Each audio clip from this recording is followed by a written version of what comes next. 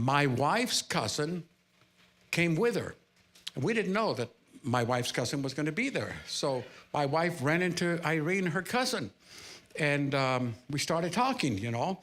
And then her friend, who was the pastor, the speaker, came over, and she introduced me to her.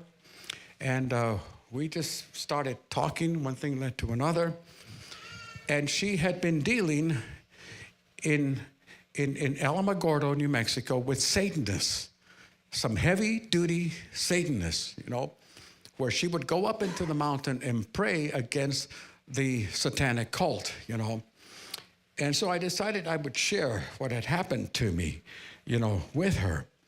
And I said, you know, and she had been dealing with this for almost 10 years. And I said, what happened to me? Can you explain to me what happened to me? And she said, yeah, I can, Pastor. They came inside of you. I said, what? They came inside of you, but they couldn't stay. And they can never stay, you know. I said, but I think, and this is where she enlightened me. She says, I think the reason why God allowed this experience is so that you can feel the fear that these victims are going through when you are trying to deliver them. So don't take them for granted. Don't take them for granted. These victims suffer. Can you imagine the terror when they see, you know, apparitions in the room? I've seen it all.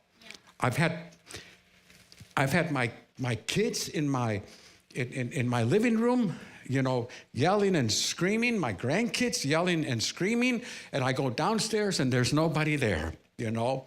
I could share so many things, you know, of how the demonic spirit world, you know, came into my home to try to intimidate me, to try to frighten me. They did. You know, sometimes they would do a good job, you know, but I never gave up, you know.